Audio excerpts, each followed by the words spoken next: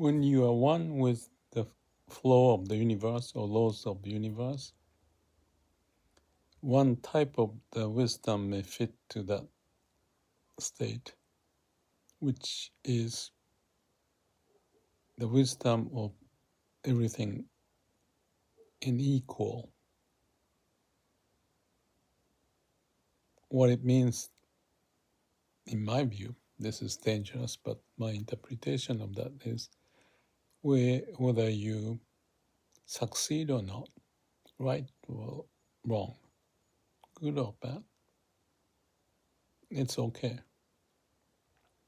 It's a dangerous way to look at it from the mind. But if you see it from the laws of universe, it's just the way it is, in equal, absolute affirmation.